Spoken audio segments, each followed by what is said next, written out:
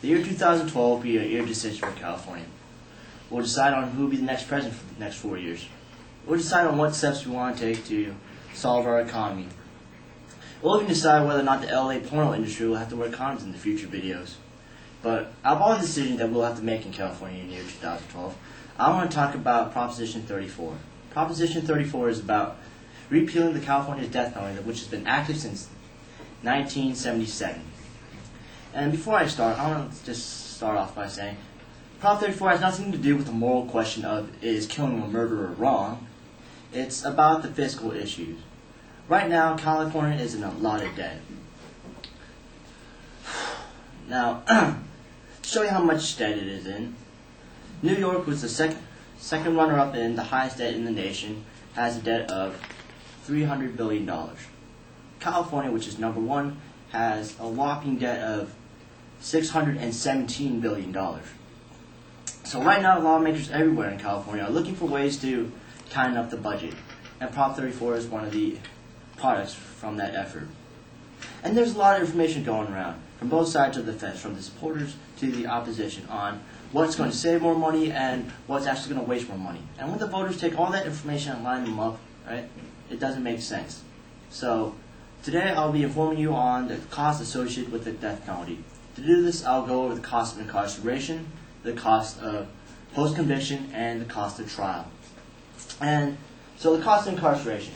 A survey done by the California Department of Corrections shows that there is currently 724 death row inmates in California since April. And there's no doubt it costs a whole lot more to house a death row inmate compared to a general population inmate. Reason number one is death row inmates are housed in single-man cells compared to the general population inmate who usually has one or two roommates. Now with this single-man cell comes increased physical space. And with this increase of physical space, we have an increase of security. And not only is security just guarding their cages, security is also escorting them around. Death row inmates have to be escorted wherever they go. They have to be escorted to the yard, they have to be escorted to meet their attorneys, they have to be escorted to medical, and even religious services. And all these costs may not seem that much to you, but if you multiply them by the amount of years they're usually incarcerated during death row, on average, a death row inmate will be incarcerated for 25 years. But sometimes it could go for a lot longer. And Judge Arakan recalled two incidents where two inmates died of natural causes before their execution. The first is David Murdershaw, who's been incarcerated in 1979 and died of a heart attack in 2001. And the second is David Lawley, who was incarcerated in 1989 and then later died of natural causes 23 years later. California spends an annual budget of $57.5 million to separate death row inmates from the general population inmates. Now we got the cost of post-conviction. The California death penalty costs a lot more than regular cases because of the finality of it. Once you execute someone, there's no going back and repeating those mistakes.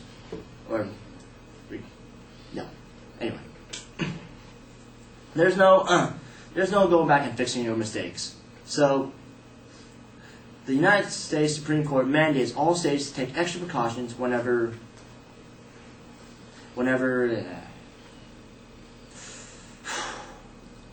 pursuing death row cases. And that's why our state attorney general has a budget of $11 million based solely for the death penalty, while the state of public defenders also has another budget of $11 million based solely for the death penalty. And to tell you how much effort goes into prosecuting a death penalty case, I bring up Scott Peterson. Scott Peterson was convicted in 2005 for murdering his wife and his unborn child. The prosecutor spent over 20,000 hours into convicting this man, right? And according to the ACLU, which is the American Civil Liberties Union, that is about 9 full-time employees working for a straight year.